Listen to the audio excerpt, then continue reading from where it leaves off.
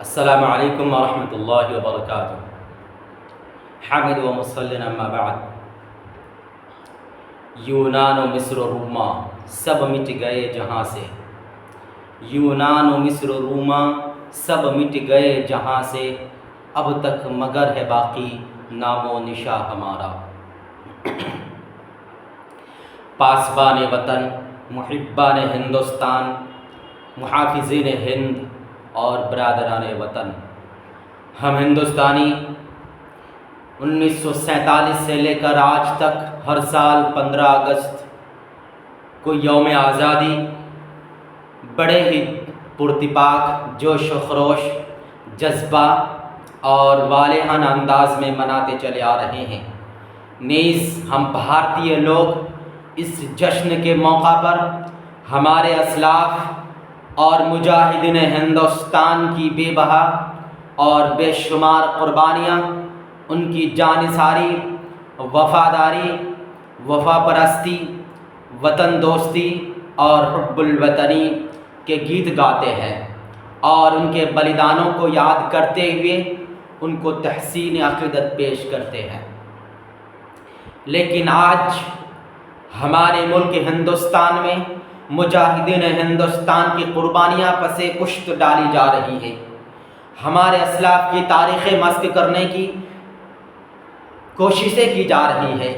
آج ہمیں ہی غدار اور بے وفا ثابت کرنے کی ایڑی چوٹی کی زور ہو رہی ہے۔ میں ان لوگوں سے کہنا چاہوں گا کہ سبھی کا خون ہے شامل یہاں کی مٹی میں، سبھی کا خون ہے شامل یہاں کی مٹی میں۔ ہندوستان کسی کے باپ کا تھوڑی ہے۔ وطن کے رکھوالوں، آج میں یوم آزادی کے موقع پر وطن کی آزادی کی خاطر جان کی بازی لگانے والے بازیگروں اور مسلمانان ہند کے کردار پر لب کشائی کرنے کی جسارت کر رہا ہوں۔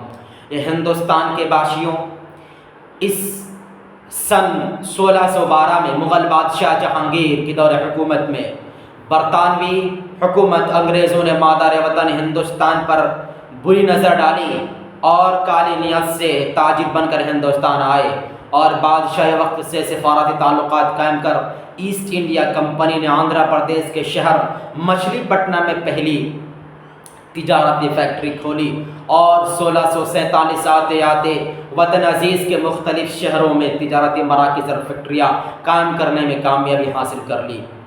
سن 1616 میں اورنگزیب عالمگیر کے دور عالمگیر نے انگریزوں کے برے ارادے بھانپ لیے اور انہیں ہندوستان سے باہر کر دیا، مگر پھر انگریز دوبارہ ہندوستان واپس آئے اور کافی منت و سماجت کے بعد اجازت مل گئی۔ لیکن اس بار انگریز پوری تیاری کے ساتھ آئے تھے اور رفتہ رفتہ ہندوستان کے اندرونی معاملات میں داخل ہونے میں کامیاب ہو گئے، حتیٰ کہ اب حکومتی معاملات میں بھی انگریزوں کو نظر انداز کرنا مشکل ہو گیا۔ سن 1690 اور 17ویں صدی کے اختتام کے پر ہندوستان کی 3 بڑی یونٹیوں مدراس، بنگال اور ممبئی میں پریسیڈنسی کی شکل اختیار کر لی، اور دھیرے دھیرے ہم بھارتیوں پر ظلم و ستم، جبر و تشدد شروع کر دیا۔ ہمیں اپنی ہی بھومی میں غلامی کی زنجیر میں جکڑ دیا اور ہماری زمین چھیننے لگی۔ برادران وطن، کیا آپ کو یاد ہے کہ غلامی کی زنجیر توڑنے والے اور آزادی کے لیے سب سے پہلے کس نے مردہ دلوں میں آزادی کی روح پھونکی؟ وہ کس دھرم سے تعلق رکھتے تھے؟ وہ کس مذہب سے تعلق رکھتے تھے؟ وہ شاہ ولی اللہ محدث دہلوی رحمۃ اللہ علیہ ایک مسلمان ہی تھے، جنہوں نے سب سے پہلے انگریزوں کے خلاف جہاد فی سبیل اللہ کی سر پھونکی اور غلامی سے آزادی کے لیے ذہن سازی کی، اور یہ وراثت ان کے شہزادوں تک پہنچی۔ ہندوستانی مورخ لکھتے ہیں کہ انگریزوں کو 3 کتابیں بہت ڈراتی تھی۔ ایک شاہ اسماعیل شہید رحمہ اللہ کی تقویۃ الایمان، دوسری ملفوظات سید احمد، اور تیسری شرح وقایہ کا کتاب الجہاد۔ مورخین نے یہاں تک لکھا ہے کہ سن 1740 سے 1857 کے غدر تک تقریباً 117 سالوں تک انگریزوں کے خلاف جنگ صرف مسلمانوں نے ہی لڑی ہے۔ خود زبان سے کیا کم شاہد ہے تاریخ چمن، خود زبان سے کیا کہوں، شاہد ہے تاریخ چمن، آج بھی میرے لہو سے ہے چمن کی آبرو۔ سن 1754 میں بنگال کے نواب سراج الدولہ کے نانا علی وردی خان نے برطانوی حکومت کے خلاف مناسب جنگ لڑی۔ اس کے بعد سن 1757 میں نواب سراج الدولہ اور انگریز جنرل کلائیو کے درمیان پلاسی کی جنگ ہوئی، لیکن میر جعفر کی غداری کی وجہ سے شکست ہوئی اور نواب سراج الدولہ کو شہید کر دیا گیا۔ اس کے بعد سے ایسٹ انڈیا کمپنی نے اپنے سامراجیہ کا نیا عہد کا آغاز کیا۔ سن 1764 میں بکسر کی جنگ انگریز کمانڈر ہیکٹر ہنرو کی عظیم فوج اور دوسری طرف مغل بادشاہ شاہ عالم، اودھ کے نواب شجاع الدولہ اور بنگال کے میر قاسم کے درمیان ہوئی، لیکن اس جنگ میں بھی ہار کا سامنا کرنا پڑا۔ اس یدھ کے بعد اودھ سے بنگال تک انگریزوں کا قبضہ ہو گیا۔ پھر یہاں سے 1799 تک شیر میسور ٹیپو سلطان نے انگریزوں کے خلاف مسلسل جنگ جاری رکھی، یہاں تک کہ میر صادق کی غداری کی وجہ سے ٹیپو سلطان کی ہار ہوئی۔ انہوں نے ایک تاریخی جملہ کہا تھا کہ شیر کے ایک دن کی زندگی گیدڑ کی 100 سالہ زندگی سے بہتر ہے۔ ٹیپو سلطان کو تختہ دار پر لٹکا دیا گیا۔ اس کے بعد ان کے لاش پر کھڑے ہو کر انگریز افسر نے کہا تھا کہ آج سے ہندوستان ہمارا ہے۔ سن 1803 میں شاہ ولی اللہ محدث دہلوی رحمۃ اللہ علیہ کے فرزند شاہ عبدالعزیز نے سب سے پہلے انگریزوں کے خلاف جنگ کا جہاد کا فتویٰ دیا۔ سن 1830 میں تحریک شہیدین بالا کوٹ کا واقعہ، جس میں شاہ اسماعیل شہید اور سید احمد شہید رحمہ اللہ کو شہید کر دیا گیا، جو ظلم کے خلاف جنگ کے اہم کڑی تھے۔ غلام ہندوستانیوں کو یہاں سے ایک نئی دشا اور آزاد کا جذبہ اور جوش بھر دیا۔ برادران وطن کے محافظوں، یہاں سے سبھی ہندوستانی، ہندو مسلم سکھ عیسائی نے مل کر آخری مغل بادشاہ بہادر شاہ ظفر کی قیادت میں 1757 کا غدر انجام دیا، مگر اس غدر کا انجام بہت بھیانک ہونے والا تھا۔ انگریز اس کا انتقام لینے کے لیے پاگل ہو چکا تھا۔ نتیجتاً برطانوی حکومت نے اس کا بدلہ چن چن کر لیا۔ مورخ لکھتے ہیں کہ 1857 کے بعد کئی سالوں تک الہ آباد کے چاروں طرف ایک بھی جھاڑ نہیں ملتا تھا، کیونکہ وطن کی خاطر شہید ہونے والوں کی تعداد اتنی زیادہ تھی کہ ان کی قبروں اور چتاؤں پر لکڑیاں ختم ہو چکی تھی۔ برطانوی فیلڈ مارشل آربٹ اپنی کتاب ہندوستان میں 41 سال میں لکھتے ہیں کہ صرف 1857 میں 27,000 مسلمانوں کو پھانسی دی گئی۔ برطانوی فوجی افسر ہنری کاٹن کے مطابق دلی دروازے سے لے کر پشاور تک جی ٹی روڈ کی دونوں جانب ایک بھی درخت باقی نہ بچا ہو جس پر ایک یا دو عالم کو پھانسی نہ دی گئی ہو۔ ایک اندازے کے مطابق 22,000 علماء کرام کو پھانسی دی گئی۔ لیفٹیننٹ جنرل ہارٹسن کا کہنا ہے کہ دلی میں داڑھی ٹوپی دیکھنے والوں کو داڑھی ٹوپی والوں کو دیکھتے ہی گولی مار دیتے تھے۔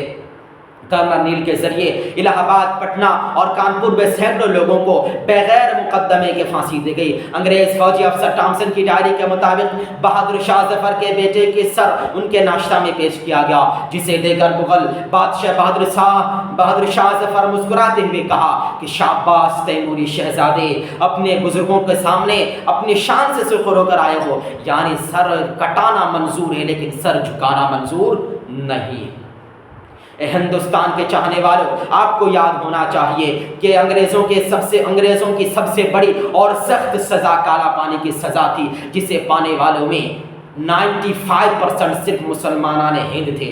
باقی دوسرے لوگ، جس میں ساورکر بھی شامل ہے، جس نے سزا سے بچنے کے لیے، اس سختی سے بچنے کے لیے غلامی منظور کر لی اور معافی نامہ لکھ ڈالے، لیکن مسلمانوں میں سے کسی نے نہیں۔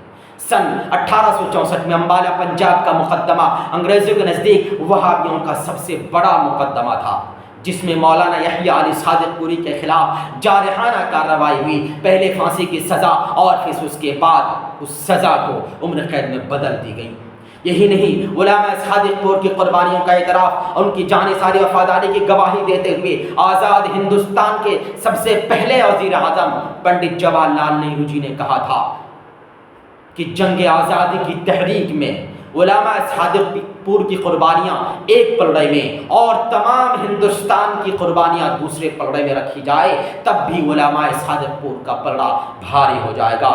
ڈاکٹر تارا چند کہتے ہیں کہ اس میں تاریخ اہل حدیثوں کی ہی ہے جس نے انگریزوں سے کبھی کمپرومائز نہیں کی اور ملک کی آزادی کی خاطر 8 لاکھ جانوں کا نذرانہ پیش کیا۔ اے بھارت کے لوگوں، تمہیں ملبار کے موپلا مسلمانوں کی قربانیاں یاد ہیں؟ انگریزوں نے 125 موپلا مسلمانوں کو گرفتار کر کے مال گاڑی میں ٹھوس کر بھر کر انہیں مدراس یعنی چنئی لے گئے تھے، جن میں 65 مسلمان راستے میں شہید ہو گئے تھے اور بقیہ کو پھانسی یا کالا پانی کی سزا سنائی گئی، جن کی قربانیوں کے اعتراف کرتے ہوئے کیرلا حکومت میں 1971 میں ان مجاہدین کے اہل خانہ کو فریڈم فائٹر کی پینشن جاری کرنے کا حکم دیا۔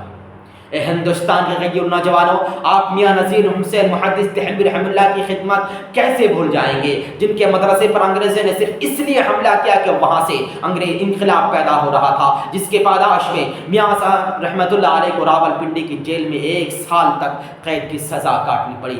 کیا آپ کو مولانا ابوالکلام آزاد کی انقلابی تحریریں اور لولا انگیز میگزینز کی تحریکیں یاد نہیں، جس کی وجہ سے بار بار مولانا آزاد رحمۃ اللہ علیہ کو جیل جانا پڑتا تھا، یہاں تک کہ 15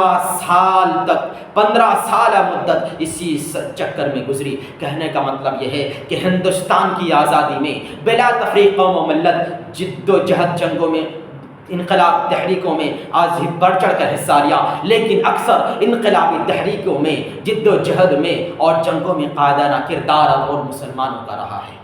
اے میرے وطن کے لوگوں، آزادی ہند کے لیے انقلابی اور جذباتی نعرے یاد ہیں؟ ہم آج آپ کو بتاتے ہیں کہ سارے جہاں سے اچھا ہندوستاں ہمارا کے نعروں سے نوجوانان ہند کے دلوں میں وطن سے محبت کا جذبہ پیدا کرنے والا علامہ اقبال مسلمان ہی تھے۔ انگریزوں ملک کو ملک سے باہر کرنے کے لیے بھارت چھوڑو کا انقلابی نعرہ یوسف میر علی مسلمان ہی نے دیا تھا۔ ہندوستان کے شان بڑھانے والا جے ہند کا نعرہ عابد حسن سافرانی مسلمان ہی نے دیا تھا۔ آزادی کی جنگ میں روح پھونکنے والا انقلاب زندہ باد کا نعرہ حسرت موہانی مسلمان ہی نے دیا تھا۔ بھارت کی آن بان شان اور قومی پرچم ترنگا کو کلر ڈیزائن سوریا طیب جی مسلمان ہی نے دیا تھا۔ ماتر بھومی کی ترقی کا خواب سجانے والا مادر وطن کی جے کا نعرہ عظیم اللہ خان ایک مسلمان ہی نے دیا تھا۔ ماتر بھومی کی ترقی، سرزمین ہند کی آزادی کی خاطر سر کٹانے کا جذباتی نعرہ، سرفروشی کی تمنا اب ہمارے دل میں ہے، بسم اللہ عظیم آباد ایک مسلمان ہی نے دیا تھا۔ ہماری جنم بھومی کرم بھومی کی طاقت اور قوت دنیا کو بتاتے ہوئے لال قلعے پر پہلا ترنگا جنرل شاہ نواز خان ایک مسلمان ہی نے لہرایا تھا۔ حتیٰ کہ آزادی کے دن 15 اگست 1947 کو جیت کا جشن منانے کے لیے لال قلعے میں پہلی شہنائی استاد بسم اللہ خان نے بجائی تھی۔ اے بھارت کے چاہنے والوں سنو، ہندوستان کی آزادی میں جانی و مالی قربانیاں دینے والے کون ہیں؟ برما میانمار کے یوسف مالپانی کو جانتے ہیں، جس نے نیتا جی سبھاش چندر بوس کی آزاد ہند فوج کے لیے 1.25 کروڑ دان دیا۔ ایک مسلم اندھی بوڑھی عورت کی کہانی یاد ہے جس نے آزادی ہند کے خاطر اپنا لختی جگر کیپٹن شاہ نواز دیا۔ عمر سبحانی کی دریا دلی کا قصہ سنے ہیں، جس نے ملک کی خاطر گاندھی جی کو ایک بلینک چیک دے کر کہا جتنا چاہے آپ میری ڈپازٹ سے لے سکتے ہیں۔ آپ کرناٹکا بنگلور کے حاجی عثمان سیٹھ کے صنعت کو کیسے فراموش کر سکتے ہیں، جنہوں نے وطن کی خاطر گاندھی جی کو آج کے حساب سے 7,000 کروڑ روپے دان دیا تھا۔ آپ کو یاد ہوگا سن 1965 میں ہندوستان پاکستان کی لڑائی میں دیش کو مضبوط کرنے کے لیے حیدرآباد کے نواب میر عثمان علی نے 5 ٹن سونا دان دیا تھا، جسے لینے کے لیے وقت کے پردھان منتری لال بہادر شاستری خود گئے تھے۔ آج بھی ہمارے ملک کے دھروہر تاج محل، لال قلعہ اور قطب مینار چیخ کر یہی کہہ رہے ہیں کہ مسلمانوں کی وطن سے محبت کی شہادت اور گواہی ہم خود دیتے ہیں۔ جب پڑا وقت تو گلشن کو لہو ہم نے دیا، جب پڑا وقت تو گلشن کو لہو ہم نے دیا، اب بہار آئی تو کہتے ہیں تیرا کام نہیں۔ پاسبان ہندوستان، وطن سے محبت، ملک سے وفا، دیش سے پیار मातृ भूमि से लगाव और उनसियत फितरी है जिसे हर कोई लेकर पैदा होता है। हुब्बुल वतनी, वतन दोस्ती की खातिर जानिसारी वफादारी दिली उनसुर और जज्बाती उनसुर है जिसे जो वक्त आने पर दिखाई देता है, जिसे साबित करने के लिए किसी की गवाही और गैरे की शहादत की कोई ज़रूरत नहीं है। लेकिन अफसोस, सद अफसोस आज उन्हीं लोगों से जिन्होंने वतन की आज़ादी के खातिर सब कुछ कुर्बान कर दिया, बार बार उन्हें ही देशभक्ति साबित करने के लिए वही लोग कह रहे हैं जो मुल्क के दुश्मनों के सफ में शामिल थे, जो मफादात की खातिर अपनी सरजमीन को दांव पर लगा दिया और सौदा कर डाला, जो अंग्रेज़ों से मिलकर अपने ही सरजमीन का खून चूसा, जिनकी गद्दारी, बेवफाई, बेहसी, बेगैरती और वतन दुश्मनी की शहादत हिंदुस्तान का चप्पा चप्पा और ज़र्रा ज़र्रा दे रहा है। वतन की सरजमीन, वतन की ज़मीन सदाएं दे रही है कि देखो मेरे साथ गद्दारी करने वाले ही हमसे वफादारी का ढोंग रच रहा है। मुल्क की फ़िज़ा पुकार रही है कि हमें ज़हर आलूद कर रहे हैं। वतन, खाके वतन अपने चाहने वालों को बुला रही है कि हमें ज़हर आलूद होने से बचा लो, हमें नफ़रतों से पाक करो, हमें मोहब्बत की दुनिया में ले चलो, हमें उस हिंदुस्तान में ले चलो जहाँ कोई ज़ात पात नहीं, जहाँ कोई तफर्रक़ाबाज़ी नहीं, जहाँ कोई भेदभाव नहीं। हमें वहाँ ले चलो जहाँ हिंदू, मुस्लिम, सिख, ईसाई नहीं, बल्कि सिर्फ भारतीय और हिंदुस्तान ही रहते हैं और फ़ख्र से गुनगुनाते हैं। हम अपनी जान के दुश्मन को अपनी जान कहते हैं, हम अपनी जान के दुश्मन को अपनी जान कहते हैं। मोहब्बत की इसी मिट्टी को हिंदुस्तान कहते हैं जहाँ सिर्फ यही नारा हो, हिंदी है हम, वतन है हिंदोसिता हमारा, और फिर पूरी दुनिया में हमारी ही नगमा सराई हो और तरानाए हिंद दुनिया की ज़बान पर, उनके लबों पर हो, तब जाकर हमारे असलाफ का ख्वाब सारे जहां से अच्छा हिंदोसिता हमारा, सारे जहां से अच्छा हिंदोसिता हमारा, हम बुलबुलें हैं इसकी, यह गुलसिता हमारा पूरा होगा। जय हिंद।